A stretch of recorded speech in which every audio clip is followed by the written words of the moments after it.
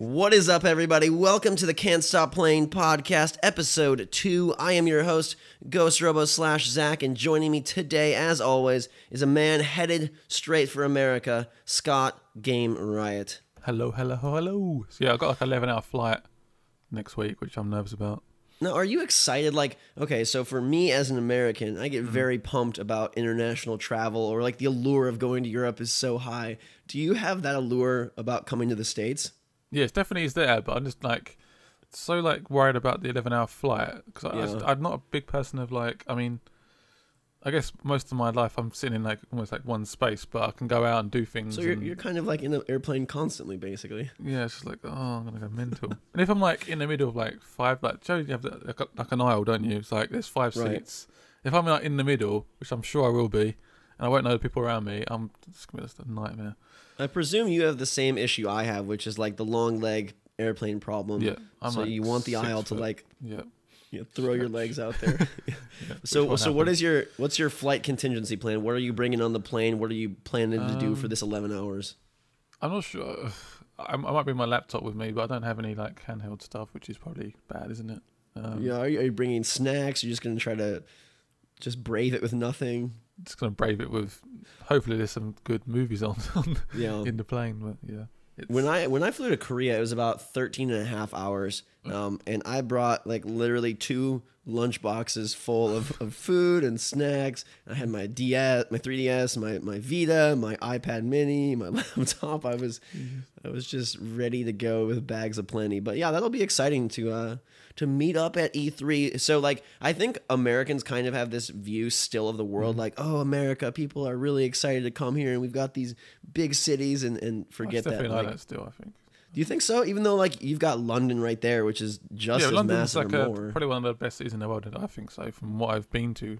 But like going to like New York was amazing when I went there, and there's always this big thing with like LA and Chicago and what else we got? I'm trying to think of something else. Very Texas, not Texas, but just Miami. Just like those sort of cities that I don't know. You just have so much like history and just personas and stuff. Not to dive too deep into New York, but like when you went there, was there like a major difference that was exciting to you, or just the fact that it was a new place? It does feel different. It's just even things like the road markings, the signs, the traffic lights all feel different, and it is so hectic as well though. In New York, I think compared to like London, it's even more hectic in some places. And then like, even like taxi drivers don't stop for you; they just run you over.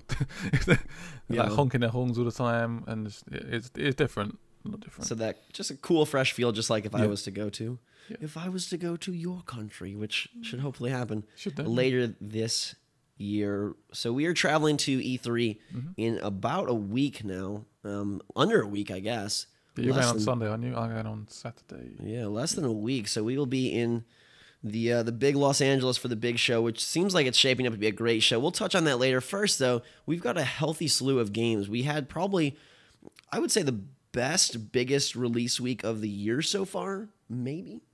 It's been pretty big, isn't it? There's been a lot of stuff happening. So what do you want to touch on first? You want to talk Mario Kart 8, or you want to talk Watch Dogs?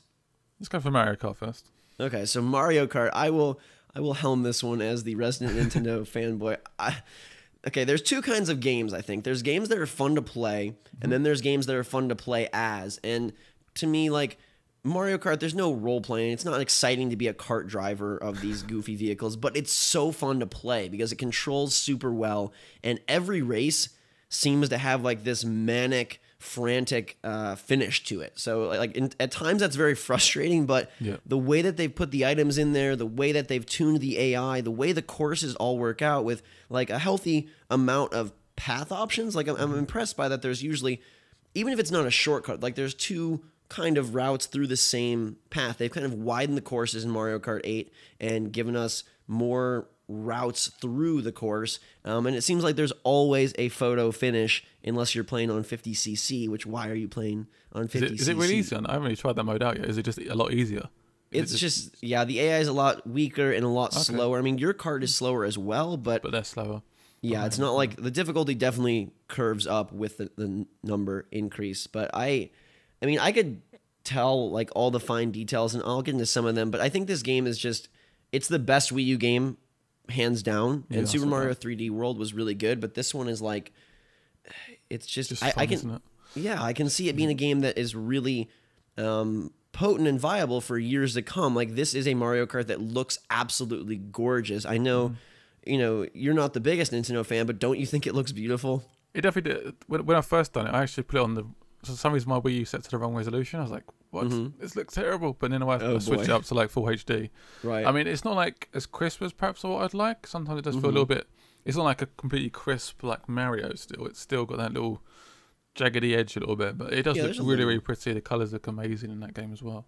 Yeah, I think in motion it looks outstanding. There's definitely some slow-mo times where you're like, Yoshi, why aren't you curvy? And he's got like the little like jaggedy edges. But Mario Kart Wii looked really far behind games. I just felt like it didn't have the graphical fortitude to last. Whereas this, I'm sure Nintendo will get stronger with visuals, but how much better are you going to make Mario look? Like this. I mean, do you think it's limited the power by the console? They could have made it even more sharper and I'm not sure. How much more pretty can you make it? I mean, those sort of games though. I mean, it's almost at the top, isn't it? Yeah. Yeah, I mean, I think they could have probably, like you're saying, gone a little sharper, a little more, crispy, and maybe had the character pop a little bit, which is something I think Watch Dogs does really nicely. Aiden looks so clean on screen on PS4. But yeah, I mean, how far can you push it? This seems like the pinnacle of the Mario Kart franchise. I also really love just all the opportunity you have to boost and constantly be active on the course. So not only are you managing the items, you got green shells and red shells, banana peels, blue shells, piranha plants, all sorts of crazy tools of the trade, but then they added this anti-gravity element that... It's really good, isn't it? I like that. Yeah, it seems really basic on the surface, like, oh, yay, your wheels, change direction and you're going on, quote, anti-grav, and it at times doesn't feel like anything different, but it kind of just allows them to really mess with the course design, and it doesn't have to make sense. Like, so you don't have to go in sky high and then get like a vertical almost, on you. So. Right, and so they can take these maps and make them however they want, and then justify it by like, okay, we'll just throw in this weird, crazy loop of anti-grav, and then you pop out, at the bottom of the waterfall, where previously you were kind of limited to, okay, if we want to go higher, we have to have a cannon, or we have to have, a really sloped hill. Yeah. Here they can kind of do whatever they want. Just bomb it up to the sky and saying just crazy loops and this. Right. Yeah. And I think it adds to me, it adds a bit of a cool factor, whereas potentially Mario Kart's looked at as like, oh, a kid's racer. It just makes things look, you combine the graphical prowess with this anti-grav fun, just crazy environments, and I think you have the best Mario Kart that they've ever made. This is Nintendo's one of their best games, I think, that they've ever made. It controls almost perfectly. I mean, I know the Wii U gamepad isn't your controller of choice, but do you like how it feels?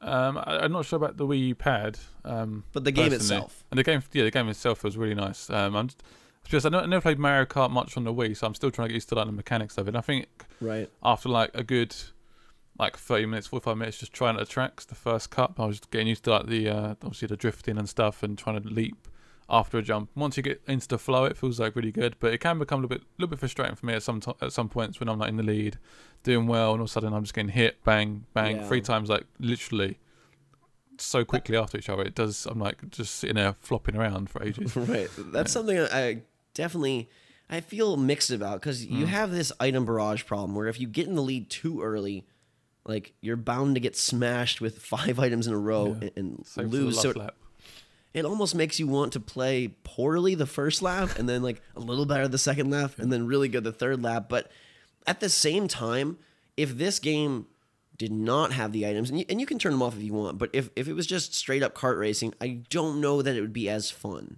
No, it definitely wouldn't be as fun. It'd be, I don't even know how it'd work, really.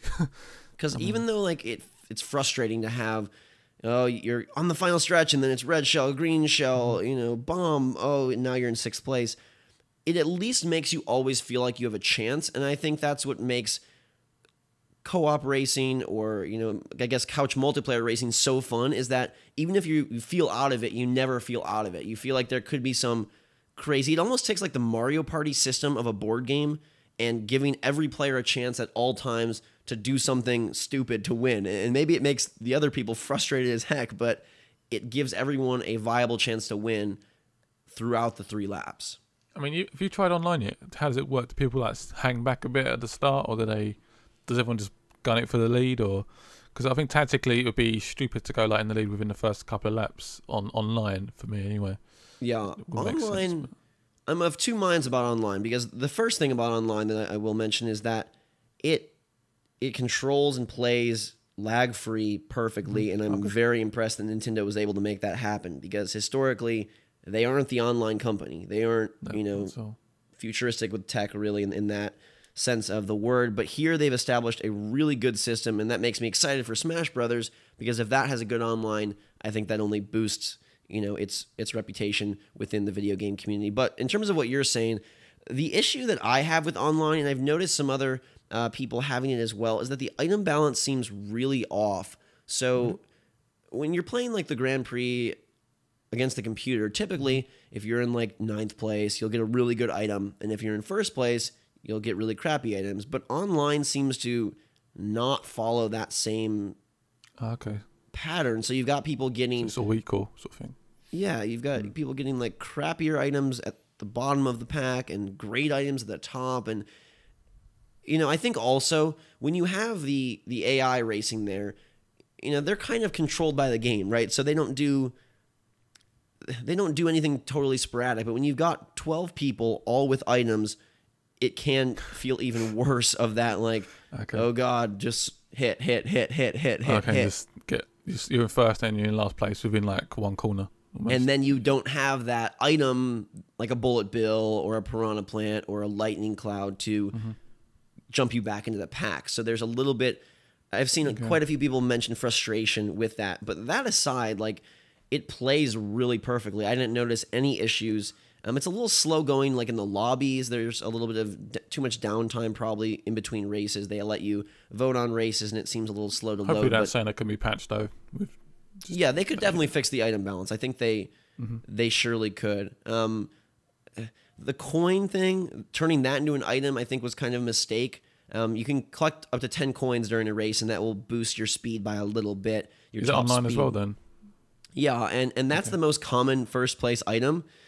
So it would be great if they would give you a banana or something that is still weaker but allows for defense, because with coins, it doesn't matter if it's a blue shell, a red shell, a green shell. You're totally defenseless when you're in the lead, which is just, it's aggravating as heck. Ouch. Okay, yeah. But overall, like, this game, I think what they did really well here is they made a slate of courses that are all fun to play. The 16 new courses, I have one that I don't really like, which is Toad Harbor, but other than that, I think they're all excellent. And I like the fact that they have so much history to draw on for the 16 remixed courses, and that they're heavily remixed. They added anti-gravity segments, so they feel fresh. They're taking courses from the DS Mario Kart, from Super Nintendo Mario Kart, from Game Boy Advance Mario Kart, from Mario Kart 64, and really pulling together a sort of best of compilation, plus a really great new set of tracks. Like, that makes the game exceedingly fun, because no matter what course is voted for, no matter what course you play, which Grand Prix, you're going to have something that is fun to drive on and something that's fun to look at every single time. And I think that's a huge victory and plays a really big part in why the game is consistently fun, and I think will be for years to come. Definitely. I mean, there's been a little bit of the Mercedes thing, the DLC in Japan. Oh yeah, tell us about this. I mean, so they're basically adding free DLC, which is like a Mercedes CL car. It looks so weird with Mario. It looks so weird. It's like a cartoony. Basically looks like a real car in Mario Kart, which makes no sense. Apparently, it's quite quick as well. People have been rumoring it's going to be one of the quickest karts in the game as well. So crazy, but it does give me hope that they'll release cool DLC.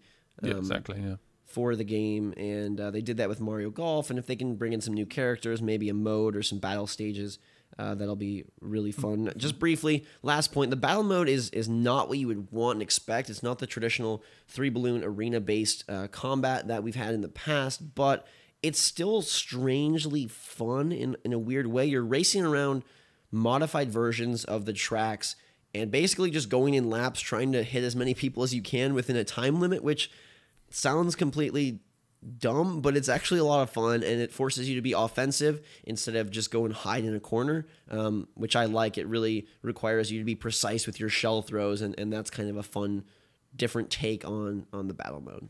I haven't tried that yet, so I will try and jump into that at some point. I think We need to race each other too. We need to. Yeah. We need to I'm have sure you're gonna win, but I might be the underdog. I might be able to come back and. You could. You might just get all those blue shells and the items, and I might just get it's. It happened yesterday. I was recording a video of the Star Cup, and I was gonna win, and then literally 20 feet from the finish line, I get hit, and it's just like no, like. See the guy just go past you. 3 guys go past, and it's like, oh my god, what am I gonna do with myself? But the other thing I've been doing with myself is playing Watch Dogs. Ooh, yeah. Ooh. This is the biggest game I think since Last of Us or Grand Theft Auto 5. People mentioned like we were talking about what game was hype last year, and we totally forgot GTA 5. So I felt a little guilty there. But Watch Dogs is a huge title, and I'm gonna ask you first because before the game came out, I was kind of down on it, and you were pretty high on it. But has that flipped since it's actually been released? Again, I think this game is slightly overhyped in terms of like how it's going to look, how crazy the world's going to be. But I think generally I've been enjoying the game a lot, and that's why I buy games. I like the fact that I feel like in this game we got sort of almost like, I'm not sure if this is the right word, but ethics within the game. So I feel like I'm like a really terrible person if I run someone over or shoot a cop and stuff, which is really weird for me because normally open world games I'm like, screw the cop, shoot them all, kill everything, run over. And this one I feel like I'm generally like caring about the people around me, which it feels really sort of unique. I know, I guess I do. Once the mission starts, I'm like shooting people in the head and stuff, and it's a little bit contradicting, but they're in my way, so they got to get to some point or something. But I mean, generally I've been enjoying the game a lot. I think the hacking works quite well. I mean, it could be improved on a little bit. I'm just almost looking forward to seeing where they go in the future with this game. I mean, obviously they're going to make a second one because the pre-order numbers for this game were really crazy and very, very high. So I reckon there will be a second game to this probably fairly soon, probably in the next couple of years. And I really want to see like how they push it, and obviously they'll see like data and how people use the hacking and just how far they can push this title, this Watch Dogs, and really get the hacking down and perhaps try and improve the combat a little bit as well. I mean, it could add a little bit more depth to it and stuff, but generally I'm enjoying it a lot. Yeah, I think that's a good point. And straight off the bat, I'm going to say that I really enjoy the game, which surprised me because I wasn't expecting to. And when the game does its Watch Dogs thing, I really like it. And, you know, maybe they pull an Assassin's Creed where the second one is significantly better I reckon it will be. Yeah. than the first one. I just kind of want them to go in the opposite direction. With Assassin's Creed 1, it was very localized and limited mission sets, and then Assassin's Creed 2 kind of blew the world open. Yep.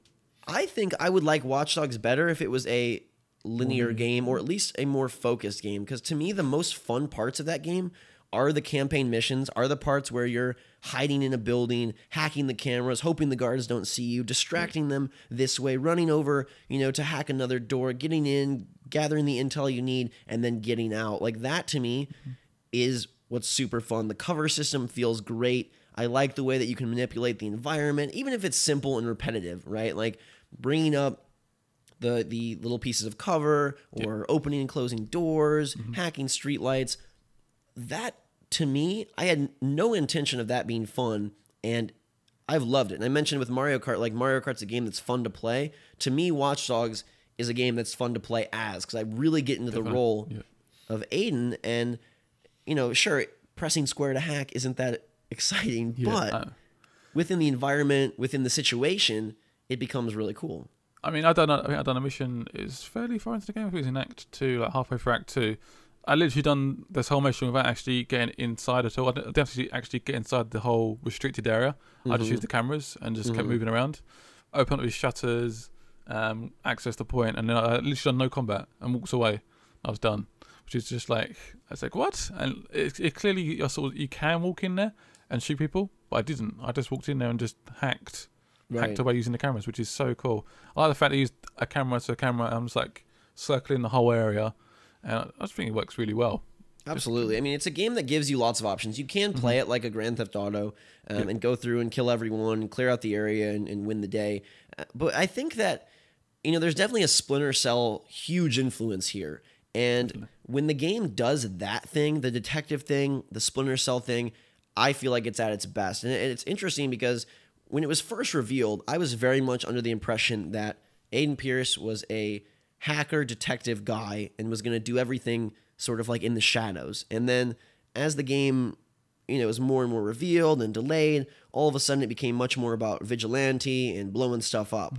And I wonder if originally this game was much more focused, and then they decided to sort of open things up to garner maybe more mass market appeal. Yeah, more GTA.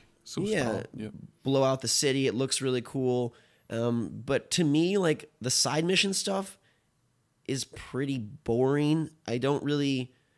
Like, I like the movement in the game, but I don't feel much motivation to go through and clear out the towers or open up, fill out all the little checkboxes. It doesn't feel enjoyable to me. The one thing I will say is the escapes are usually so epic, and so I don't know how you would do that without an open world, but man, I've had some where I'm flying off ramps of parking garages, landing on trains in my car, and it's just like, what is going on? This is so freaking awesome. Some of my favorite moments of the last probably decade of gaming have come within the first half of Watch Dogs, just because it sort of allows you to really feel like I'm this, hacker, detective, vigilante guy, and I got in, I got what I needed, and oh crap, there's 40 guys on my tail. I have to bust a move and get out of here. If you sit there behind cover and pick everyone off, I feel like it loses all of that.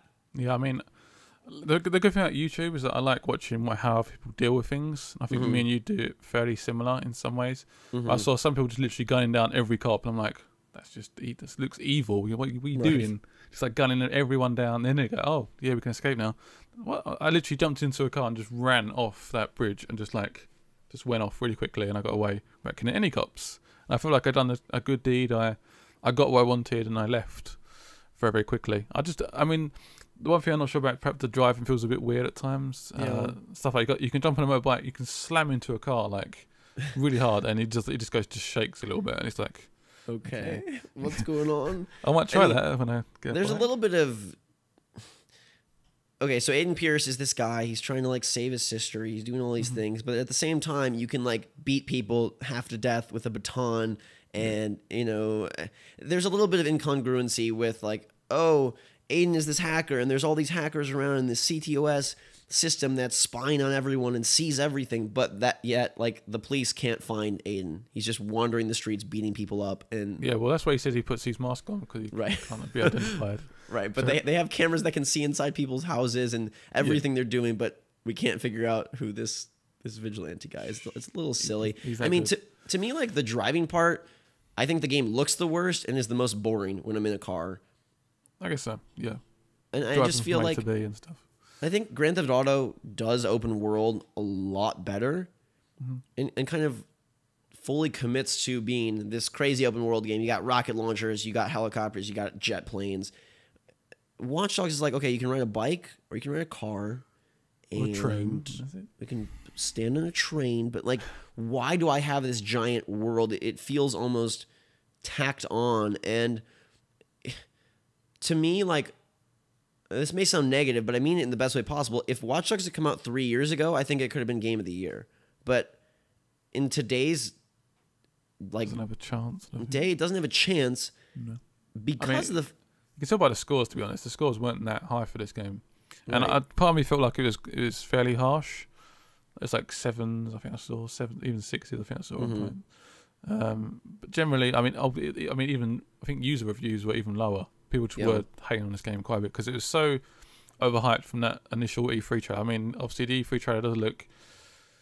I think people were being a little over dramatic with how much difference the look is, but you can notice it, and that is in 2012. Sure, normally when you see a game that far back, you hope it looks better when you get the game, right? Not go backwards. But it's that trickery of CG and whatnot and vertical slices. Was it CG? I think that was actually the game in action. They had to pen it back a bit for the console. Yeah, I just mean if you saw the early demos of BioShock Infinite, it's they were able to amp the graphics so high because all that was running was that tiny subsection of the game. Literally, if you probably walked too many steps to the left, you were going to be in nothing land. So I think that definitely plays into the lower scores. I think there's also two other factors. One, the game it feels like half the time it's like a Max Payne-ish, Splinter Cell-ish linear game, and then half the time it's trying to be GTA. And I think it probably doesn't fulfill either enough to get a 9. Like, it's for people that want a brand new, huge next-gen open world game, it's a little bit lackluster. For people that really wanted a detective-y, crime type thriller, it's a little bit lackluster. And so you're left with a middle ground that Ubisoft seems to love to achieve with their games, giant open worlds, and then, some cool gameplay. Would it score higher if they committed, you think? Oh, I don't know. It's hard to say, isn't it? I mean, it would probably improve it a little bit, but I just like the fact that I think the open world works. I think it's got to try and focus in a little bit more on the story. The story is I sort of emphasise with Aiden Pierce and what he's doing, but even stuff like you call your sister and she doesn't sound like she's in that much trouble. She's like laughing and joking with you and sort of saying, "Oh, you're hiding things from me" and stuff. It's like she doesn't seem in trouble at all. There's no sort of grab there for me, like, to really want to save my sister. The problem with the open world, though, is like you can have someone be like, "Oh my God, Jackson is kidnapped," or whatever, and yet, oh, hang on, I'm gonna go and walk over here and play this cup game, find the ball. And like, to me, you can never have a meaningful story if you're gonna allow the player to distract themselves for hours between missions. You're supposedly on this very important path to saving your sister and basically helping your family survive, and yet like random stuff. You can drive a garbage truck off into a lake, and it's like this is why I feel the game should be linear, because I like some of the things they've set up with characters. I don't think it's the strongest story, and a lot of people have mentioned that the women in the game are kind of marginalized, that all the women are either like in trouble or have no real role. They're kind of just in the backseat, which is a whole different conversation. But I think the game also suffers from people were hoping that Watch Dogs would be like the next gen game. Like, that was the game everyone wanted at launch. And honestly, I didn't think I would say this, but for as much fun as I'm having with the game, I bet I would have that same fun on 360 or PS3. There's nothing that this game is doing, minus the graphics, that requires next gen at all. I have to completely agree. I mean, I think there's a sizable difference between graphics, but that's it. I mean, even stuff like apparently the PC port isn't that good at the moment as well. Like, everyone's saying, buy the PC port, but it's not really. Yeah, I mean, it looks good. Like, I played it on the PC, but the frames, I'm driving around and the frames just drop, and it's like noticeable. It's like 15 frames a second or something, and then it just jumps back up again, and it makes it incredibly awkward to play and very frustrating. So the PC port isn't great. But yeah, like I said, I think the game would play exactly the same on either. They got pretty good crowds, which is probably better on PS4 and Xbox One PC. But other than that, it's like, do you even really need that? I mean, the profiler thing is kind of fun to walk around and be like, this guy is a dental surgeon. This guy is terrified of clowns. Like, I get a kick out of that still in the game, but it's not really that intensive of a process. And when you die and come back, everyone is someone totally different, even if they look the same. Oh, really? Okay. Yeah, it's totally randomized. So, like, one moment you'll have a lady who is, fighting for her son in court, and the next moment she will be, a rap star, from California. So it's a little goofy like that. But I think everything that is unique about Watch Dogs is really good. Like, that's what I'm enjoying the most. I love the hacking stuff. I thought that would be so simple, but it is simple. And yet it works within the structure of those missions where you're hacking cameras, moving around quickly. I feel like it's got a good pace to it. Like, you get in, you start hacking some stuff, and then you can really make a choice. Do I want to do this aggressively? Do I want to do this stealthily?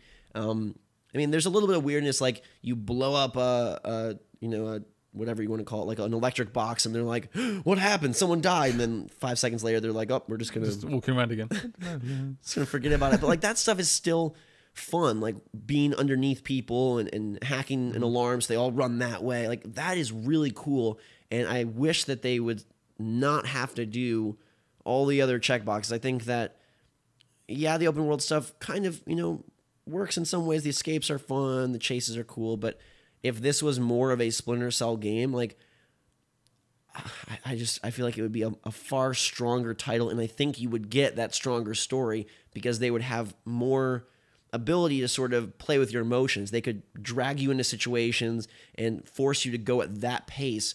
And pacing is so much of storytelling, and you just lose that by having the opportunity, like we said, to go and run off and do whatever you want. I feel like some of the missions need to be a little bit more perhaps contained within the open world. So say someone gets like, they take blah, blah, blah, and you have to go after them and try and get them. And it gives you like almost like a time limit to try and get there. Like, so it's like a sort of countdown almost. And then you get there, and then like, the mission starts, and then once you sort of save the person, it sort of ends that a little bit. Yeah. And then something else triggers off the next thing. So then it's like, oh, I need to meet you or something. And then it feels a little bit more like it's that sort of flow. Where I think sometimes it's like, oh, this person's in trouble, and then it just have like a mission mark in there. There's no like time limit to get there or not. No urgency. Yeah. Yeah, it's just like, okay, I'll walk around for a bit. It's a little bit. Yeah, it's a game that I feel very mixed about, because I really enjoy it. I genuinely do. I would recommend it. Definitely. But at the same time, like, for all that it was meant to be, you know, that's where I feel a little bit let down. And I do genuinely feel it's a few years behind the time. And maybe that's why it got delayed, or maybe not. But I'm hopeful, like you said, we get an Assassin's Creed treatment where the first one is like pretty cool. It's got some good ideas. And then it moves forward in an exciting direction for the sequel, because we know that they're going to make another one. That's you know, this is their best pre-ordered game of all time, and so we will get an opportunity to see what happens again. Now, some people have said that they think Aiden is pretty throwaway. Do you hope that they continue with his character throughout the series, or make it more of an Assassin's Creed type thing where it's like, oh, new vigilante, new city? I think they could continue it for the next one, and then perhaps see where it progresses. But I think they need to focus again, like I said, just more on the story, and make him a little bit more, like, perhaps you emphasize him a little bit more, and just make the character a little bit more dynamic, I guess. Yeah, deeper and stuff. It feels like a little bit, he looks in one direction and that's it, sort of thing. I don't know. Right. Yeah, with Chicago, that was sort of touted early on as like, we have the windy city, and look at the wind, and like they tried to make it seem like Chicago was going to feel very much like Chicago. When I go through there, I feel like it's just random city streets and random. Oh, really? It doesn't feel like Chicago at all then. I mean, I guess GTA almost feels like a bit like LA, I'm guessing, to some people. They always say they recognize certain buildings. Yeah, and there definitely are recognizable things that even I remember from being there and visiting. But the thing I think GTA does well is that it merges all those different sort of ecosystems. You've got, the very rich hills of what would be Beverly Hills. You've got the big city of LA. You've got sort of the mountainy countryside. And so it feels like a very dynamic world where there's lots of different sections. When I drive through Chicago, I'm very much like, I don't, I recognize there's the Bean and there's, the football stadium, but I kind of wish that games would abandon real world settings and just create a cool fictional city. I feel like that would be, I don't know, I think they'd have much more freedom to kind of make things awesome and not be tied to a city, and then also tied to the expectations of, oh, it should feel like this city. To me, like, Infamous Second Son, a very fun game, but I found Seattle kind of boring. Like, it wasn't that, all that it was, talked up to be. And I mean, do you think going forward, we've got amazing next-gen power, we've got beautiful graphics, do you want to see recreations of cities, or would you rather see, imaginary cities that the developers can then basically use to support the game? I always think it depends on, like, the way the sort of game is set up. I feel like perhaps why they focused on saying that it was like a realistic city is because of the whole subject of cameras and the sort of like following you and stuff. All your details are out there and stuff. Helps it feel more grounded. Yeah, it helps. So it's like, it's Chicago, it's real, people live there, and it feels like it's like within the real world. But I feel like if it's like a strong sort of fantasy focus, maybe it might work. But even say like Fallout 4, I feel like that'd be good, like if it was in like a London or a real sort of environment, because it just feels like it's like your actual place, this actual world has been attacked, and you're like on it afterwards. I don't know. If it's using the story, like Fallout kind of did that with DC. Like, oh my God, this is what happened, here, and they brought this aircraft carrier here, and they kind of used the city to be part of the plot. Chicago feels just like it's there, and I just. Okay, you've got CTOS, you've got this whole very advanced technology. Imagine if there was some giant, grid type building you could go, visit, or a huge power plant, or I don't know, just it feels like they could have done some more set piece type missions if they had the freedom to invent building structures, layouts that they wanted. And because I love the missions the most, I would love for them to create unique buildings and unique settings for me to take part in. Watch Dogs. It's a weird one. It's a very complicated animal. If you had to put a score on it, what do you think you would put on it? 8.5. I think that's reasonable. I mean, I would probably give it a 7.5 to an 8, just because to me a lot of it does feel a little bit old, like it's a little bit outdated. But I do like the mission structure. It makes me really want to play Splinter Cell. But what I don't like about the game is massive as well, like the game in terms of length as well. Because I've been playing it for I think I'm on the 24th part now. Yeah, I've only just hit Act 3. There's 5 acts.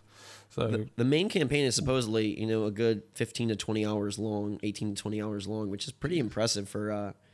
Normally, if you just bust through the missions in an open world game, you're like, well, that was fast. But yeah, Watch Dogs is a beefy game, and like the thing that I like about Watch Dogs versus Splinter Cell is that you have that ability to kind of do something besides being so stealthy. Like you can get exposed and recover. You can escape. You can, hack something to kind of create a distraction. And I know you can do some of those things in Splinter Cell, but Splinter Cell makes me feel very much like it's either perfect success or total failure, where Watch Dogs, I think, I like the fact that you can be a little bit sloppy. Like you can see somebody shoot them a few times. But then I still feel bad if I do something wrong. Like if I do make that mistake, or if I switch to a loud weapon by accident, I feel like I've done a mistake, and I sort of want to restart it, but I can, like you said, I can recover and continue. Yeah, the checkpointing, like repeating missions. Have you noticed that like you're redoing a large chunk of what you did if you die? Yeah, I haven't died too much. Sometimes I restart because I feel like this is just terrible. I can just keep seeing like everything. I want to do it the right way. Yeah, so I get a little bit more silent. But I tend to focus on using one weapon as well, which I find perhaps a little bit weird, a little bit jarring, because I'm using the silent pistol. Me too. That's all I use. All I've used, which is Me too. Weird. I rarely use the machine guns and like the grenade launchers and stuff. I don't really see much need for it. No, I mean, to me the shooting's actually pretty cool. Like I like slowing down time and popping guys, and that's cool. But yeah, it's like, again, why do we even have assault rifles and SMGs? It feels very, very tacked on. If I had to give it a score, like I said, I think 7.5, anywhere from 7.5 to 8.5 is reasonable for this game. I think both of us would recommend it. It's a worthwhile $60 purchase, and I'm just excited to see what they can do if they can, make an Assassin's Creed 2 out of Watch Dogs 2. That would be really fun. Yeah, definitely. I'm sure we will. Probably not next year, probably the year after. We'll be hearing stuff on Watch Dogs 2. Ooh, I predict this is annualized and we get a Watch Dogs 2 next fall. Next fall already, really? I bet we get a next-gen only Watch Dogs 2 next fall. I don't know. Perhaps we'll hear about it, but I think we're going to wait until a similar time next year. So it'll be the same time it come out issue. 2015, 2016. We'll have to see how that turns out. Before we leave what we've been playing, tell us about The Forest. Ooh, The Forest. So The Forest is an early access game that came out on Steam on Friday. I think it's Friday, wasn't it? Yeah, Friday. It's basically a massive open world. You crash land. You're like a sort of just a civilian, just a guy, and you got to try and survive on this island. But it's actually taken over by cannibals, which like to eat people, and you're trying to survive. So you can create like your own huts. You can create your own walls, your own traps. You got to try and find food. Got to find you can sleep for energy. And basically, these cannibals get more aggressive, I think, each day. Mm-hmm. Unfortunately, the game is suffered with a severe amount of lag, which is quite unfortunate. It looks beautiful for like a Steam early access indie type game. It's gorgeous, isn't it? If you can run it on high, which seems to be very hard. I've got quite a high-end PC, so I can just about do it and record it. And the saving's not working yet, so you can't even save. You can't save. What a great feature to leave off. Well, it's by accident. It's a glitch that he didn't mean to do on purpose, but it released it, and obviously it must have glitched out just before he released it, apparently. To me, the trailers look super scary. Is the game hold up that horror end of the bargain? Initially, it's like that, but I think when you start to get going, it's not too bad. It's just the fact that you can die so easily. They seem to come in packs, and trying to kill one is hard enough. They need a decent couple of axe throws and stuff. It's like, I'll just die. And they can just swarm you. And once you're building a hut and they're just like surrounding you and looking at you, you're like, Jesus, this is a bit intense, and I don't want to die again. But it doesn't seem to be too much focus on if you do die. It's not much of a sacrifice. You just sort of come back in a cave and you just sort of start again. And it basically seems like a little bit. Sorry, I keep interrupting you. No, you're fine. There's like 130 people to find from the plane crash, so you got to try and find those, and I think that's the main objective. Okay, so it's not a randomized world, right? It's a set island. I think it's random loot and stuff. Okay. So random loot, but the setting is like it's stable. It's like an island which you just explore. So how's the crafting? Because a lot of games are doing this whole survival mechanic, and the crafting building part. To me, if they could make it work with this high def of graphics, would be really cool. I think so. Basically, I'll show you one example. I won't show you, but tell you one. You can basically get this nice like wooden hut. Okay. So it's all made out of wood. You basically got to cut down some logs. So a tree will normally give you like 4 massive logs. Okay. This is like a really good hut, by the way. So you need. Now, when you cut down this tree, is it like Minecraft? Like it sucks into your body, or does the tree actually like fall over and? It falls over, but then it sort of collapses. Then it all goes a little bit computery, so it's all does. Okay. It just randomly cuts into like 4 logs. Okay. But you'll cut it down. It'll show a decent animation, which is actually quite good. Okay. And it'll start to come down. And it gets quite scary. At first, I was like, "Oh damn it, my camp's about to be destroyed." It sort of started falling towards my camp, and it just all collapses, and then you pick up the logs. But you got like twigs, you got stones. And then do you customize the stuff you build, or is it just like preset? Like this is a hut, or can you like? Yeah, this is a hut. You can place it where you want to. But you can't build I want to build a 2-story hut or a double wide hut. You can do that with the walls. You can place like walls separate. So you got like. Okay, even the walls take a while to build. So you got to like get 4 logs for those walls, and it can take a bit of time. But I think the crafting actually works really well. It's a lot more realistic than saying that in Minecraft or something. But it sounds pretty cool. I mean, early access is always interesting because it's like you play the game now, and say it comes out sometime. I don't know. Let's just say December. Do you think you'd go back and play the finalized version, or have you had your fill after playing this early access kind of half-baked version?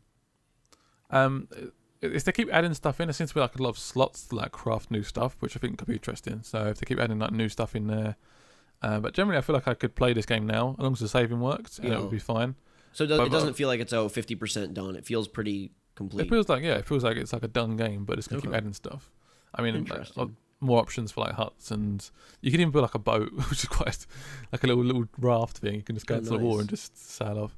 Is the world pretty explorable, or are you kind of locked? Yeah, okay. It feels quite big. Like you can go, but then you got to try and decide: do I want to go and explore and risk dying? Right. Gotta watch out for those cannibals made of body parts or whatever they got going. Yeah, they're weird. You can make like a sort of almost like a warning to them. I think because you can like chop. You can kill some of them, take their limbs, and then string them up against the wall. Like nice. So you can scare them off. So I think they're slightly scared of fire. So I had like loads of fires around my last playthrough, but it didn't save, which I didn't know about. But there you go. It's interesting to me that it sounds like it has a specific ending though. Like it's not something. Yeah, because what happens at the beginning? Well, it's always a spoiler, but the plane comes down. Very similar to Lost as well. This was really weirdly like Lost. Oh, that's cool. Love that show. Cool. Yeah, it comes down, and then it's like there's just like luggage everywhere. You can loot the luggage, and they take your son away. Okay. So I think there's some sort of like end thing that you find. The last person you find is your son. Okay. Maybe. It looks pretty interesting. I mean, it's $15 right now, early access on Steam. It's in alpha, so it sounds like they've got a decent ways to go before they're ready to quote finish it. But it looks cool. I kind of want to try it out, but man, the trailer makes it look like a sicko horror game. But I'm glad to hear it's not totally like that. It's fairly intense. Like you feel like the pressure when they're sort of surrounding you. Yeah. And just looking at you, and they run at you, and then sort of run back. Creepy. It's just like, oh, please just leave me alone. I'm trying to build something. Like I'm trying to build like a trap for him. So there's a trap where the spikes will like fling up when they walk through it, which is like really cool. So they just like die. I was trying to do a trap, and they're just like surrounding me, like, please just let me do my trap. It sounds like you've enjoyed it, which I'm surprised. I thought you might go into it and be like, it's kind of, but it sounds like it's pretty cool. Apart from the frustration of saving, now I've got to start again and cut down logs. Gotta cut down more of those trees and watch it turn into more 4 log pieces. Well, It was a pretty fun week. I gotta say, as a gamer, this has been a pretty good end of May, and we're heading into what is probably the most exciting week of the year, E3, and we've had a few leaks before E3. There was stuff about Halo 5 and Far Cry 4. This week, it was about Battlefield Hardline. This is their version of annualizing Battlefield, right? Sounds like it. Sounds like they're going down the old Call of Duty route. I mean, it looks different, which I'm excited about, but it's like sort of police, drug, criminal activity going on, and they've added like different vehicles in, but it seems like I'm not really sure what to expect. I know for a fact YouTubers have been playing this at the moment, so they've been playing it, recording it, I think, as well, and they can't say much yet, but it must be playable, and I reckon it's going to be out this year, so... Yeah.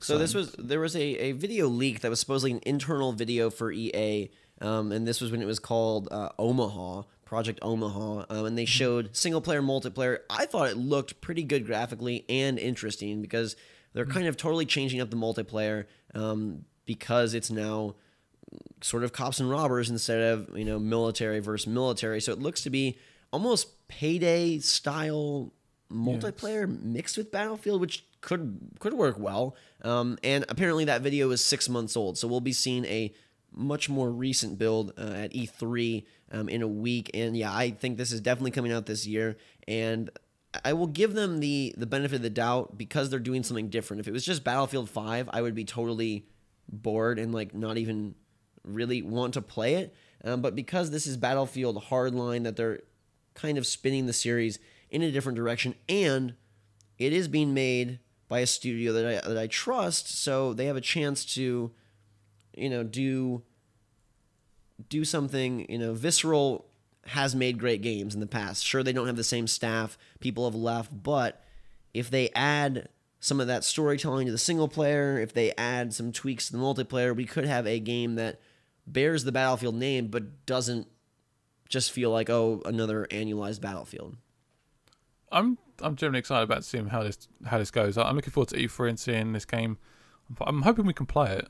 I think we will for sure. So we can then share our opinions on how it feels and stuff. But apparently they've been in like test servers on Battlefield 4. I keep losing track now. Is it Battlefield? Yeah, Battlefield 4. Yeah. Doing like test servers on like trying to make the online just better basically for this game. So they're learning and trying to improve it. And they definitely fingers crossed they can come out. Yeah, they need to do it badly. Battlefield 4. Oh my gosh. Yeah. I mean, EA has been making better games lately. If they could tie up some of their mistakes with servers and PR, I don't think they're a bad company. A lot of people view them as like, one of the evil game companies, but really they're making much better choices, much better games. They just got to kind of tie up some of the loose ends so people don't have things to pin them on. I mean, I was thinking like the other day, who can win E3 this year? Then I thought EA could win E3 this year. I mean, they could generally just smack it down.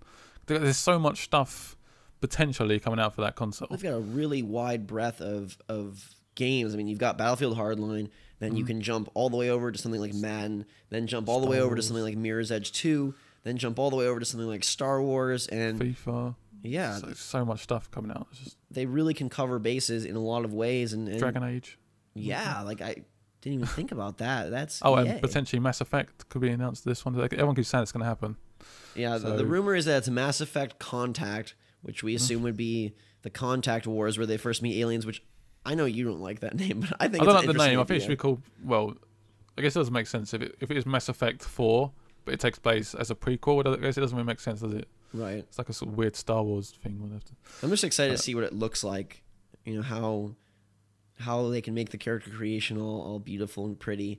Pretty and gorgeous. We heard like rumblings that Uncharted 4 has been shown to some people, and I don't know if this is true or not, but insiders supposedly saw the game and said like it makes The Order and The Division look stupid because it's so amazing visually. Like they asked them on a scale of 1 to 10, and they said it's a 14.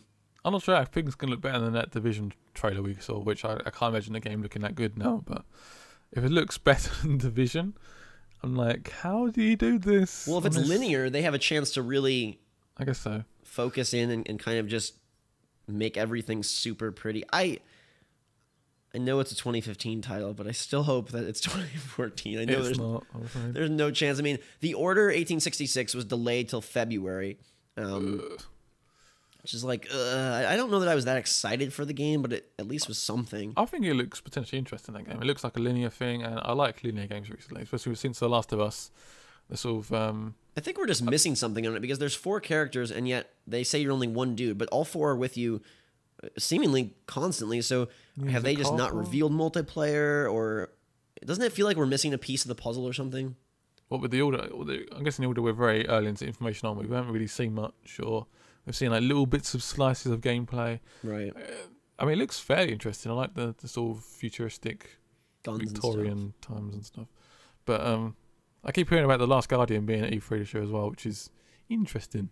So The Order got delayed, and we initially thought that, oh my God, Sony has nothing now for fall 2014. But my new theory is that they delayed The Order so that they can have The Last Guardian be the big fall game. Because The Order's new IP, personally, I don't think it really is that attractive to many groups of people. Sure, it looks gorgeous. It's not going to be a mass market thing. Unless they really market it really well, they're going to struggle. To me, it feels more like a Resistance title. Like, could be a cool game, but not going to ever get the numbers that they want out of it. Yeah.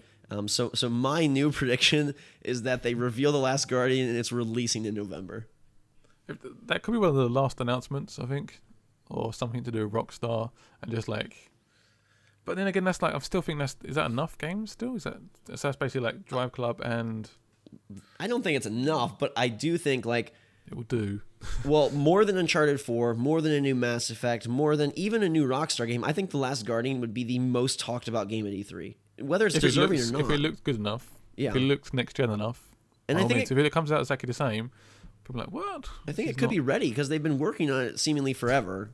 It should have been ready like 5 years ago, though. Right. So it could be just in they buried the people in some basement and they're just building this game. I mean, Project Beast we saw some footage of this week, which is the new. Could that be out this year? Do you think? Anyway, that's another one I was gonna say. Like, I mean, it would not make sense because Dark Souls 2 came out this year, but this is a totally separate team, a totally separate deal with Sony. Project Beast being the exclusive PS4 game from Software, and we've seen some pretty darn realistic looking screenshots, and then somehow they were leaked in video form, and it definitely looks like a legit thing. There's no way to really fake that. And people are saying it was ready last year to be shown.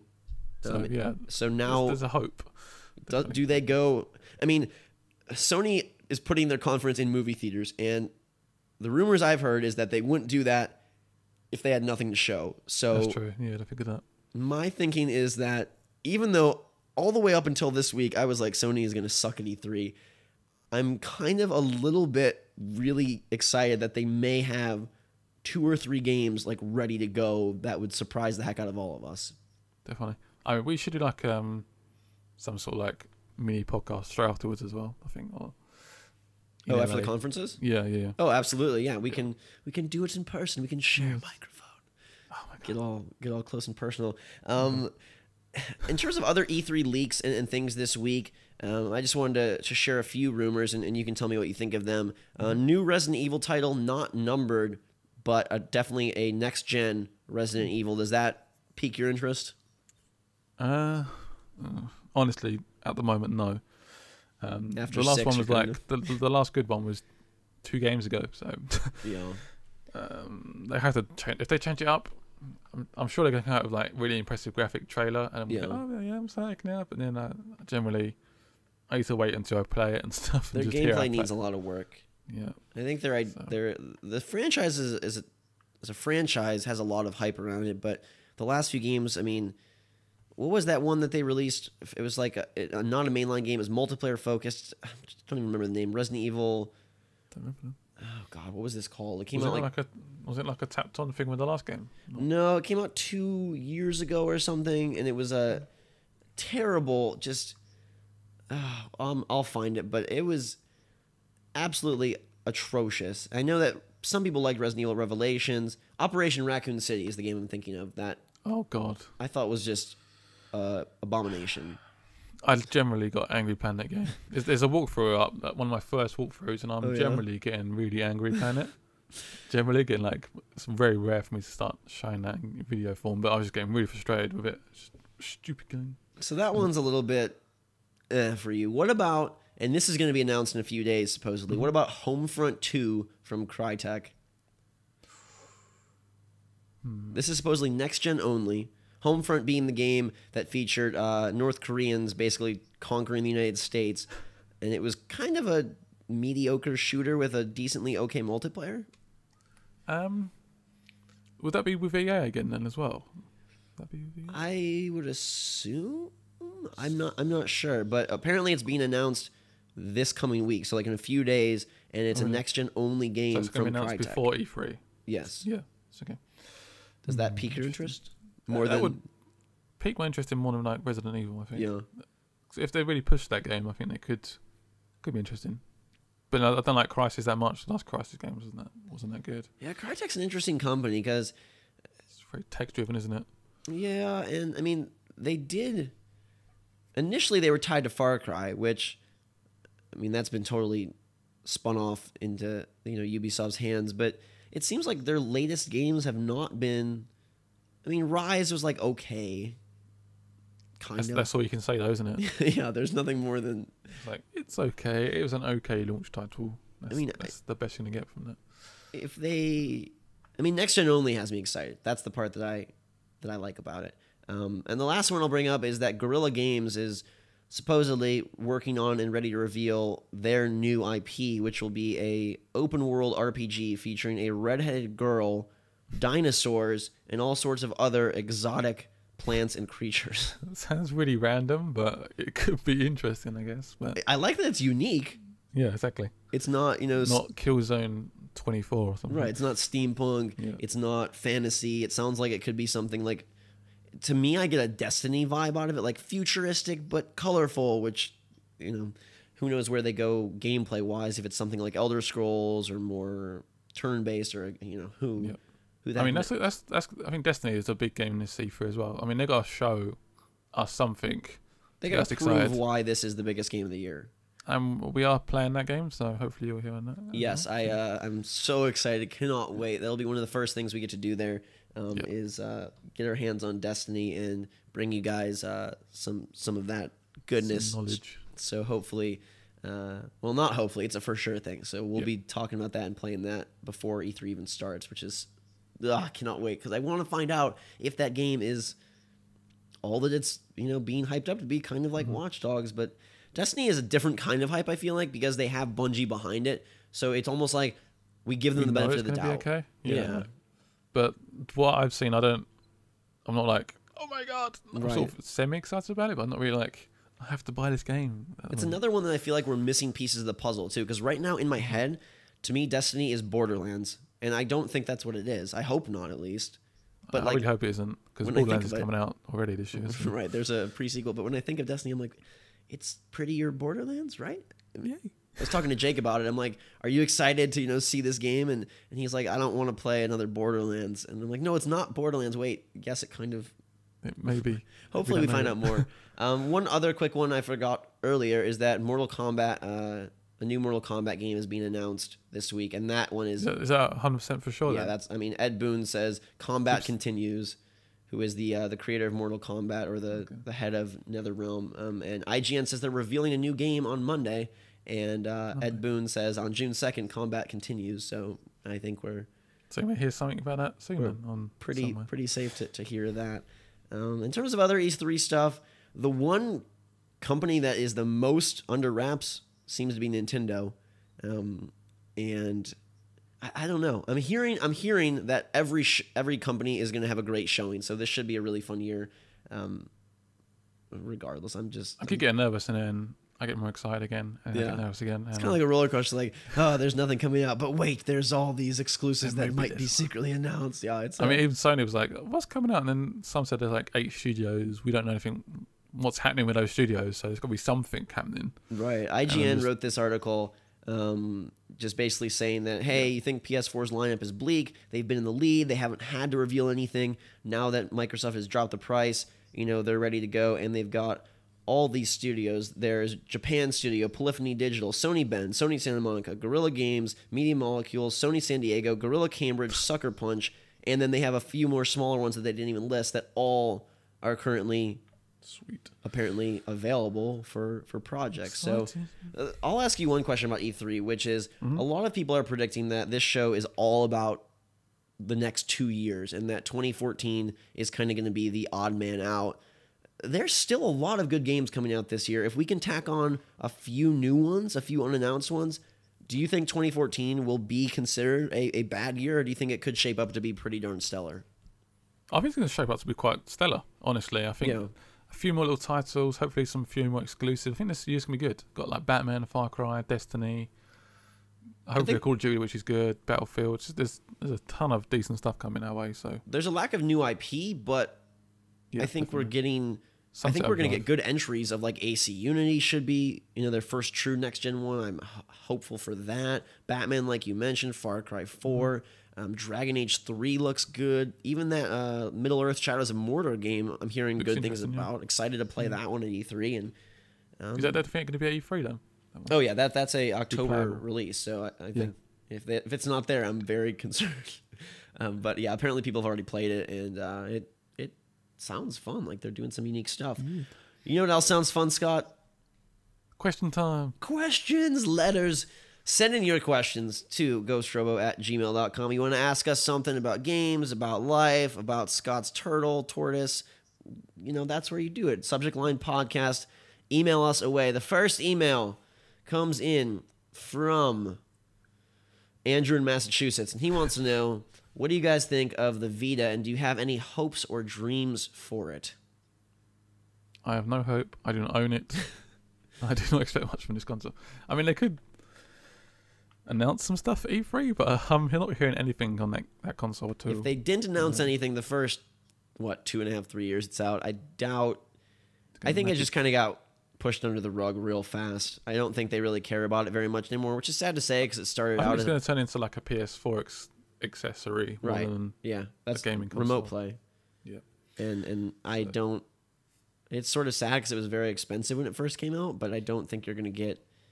They tried. They put a Killzone, they put a Resistance, they put a Wipeout and an Uncharted, and I think they've kind of just...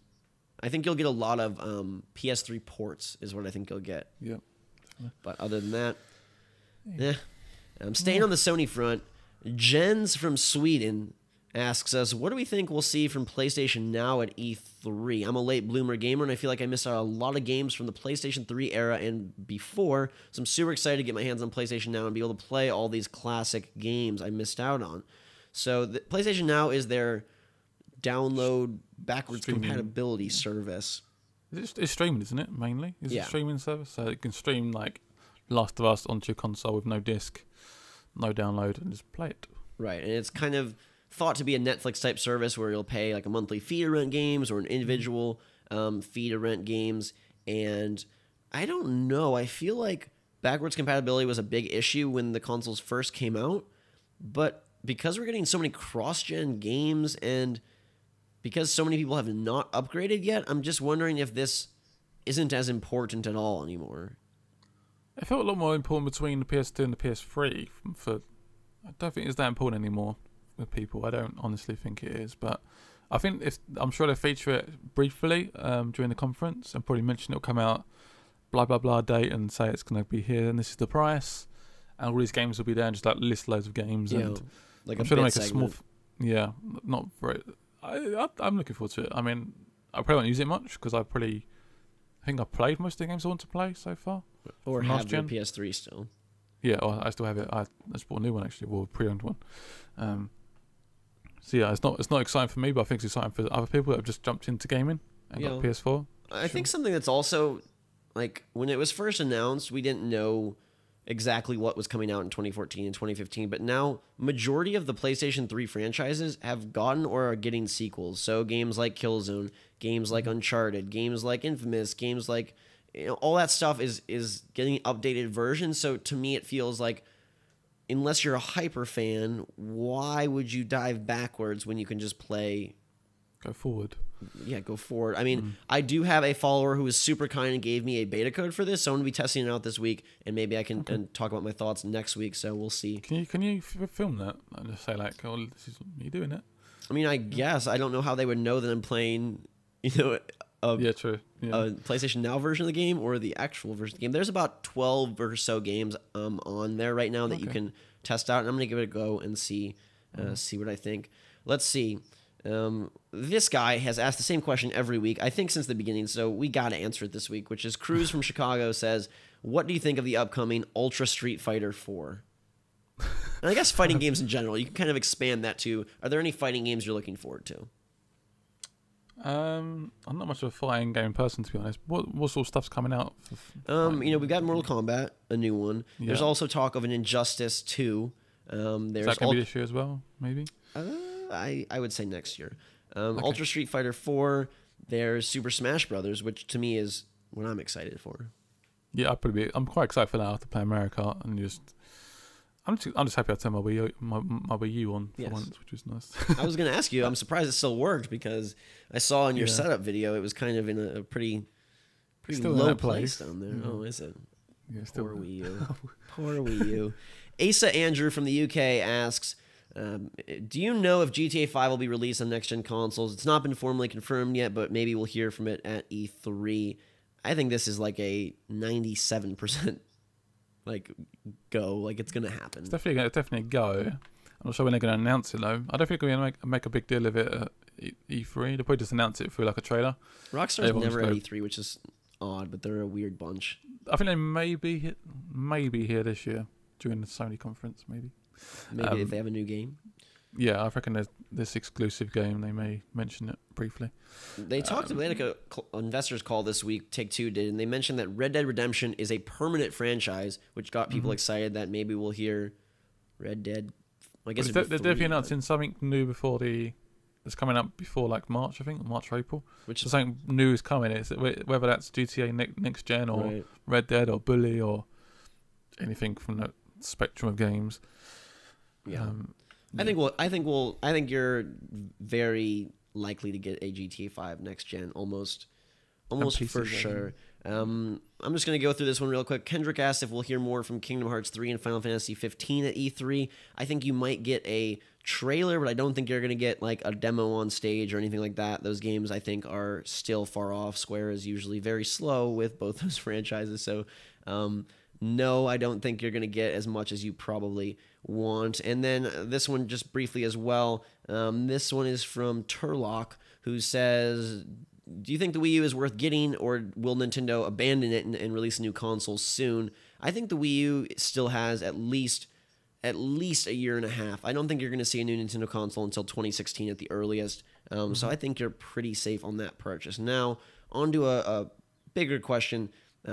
And we've covered this before, but I think it's interesting just to talk about right before E3. Elijah wants to know, he's from New Jersey, and he asks the both of us, what do you think will be the game of the year, considering all of the recent announcements for E3 and beyond?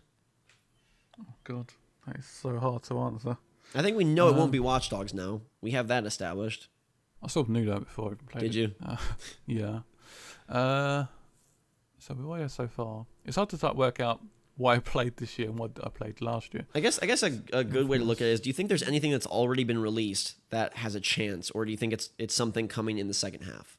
What's the biggest game been so far this year? Mario Kart. Watch Dogs is the biggest. We also had Infamous Second Son. We had Dark Souls 2.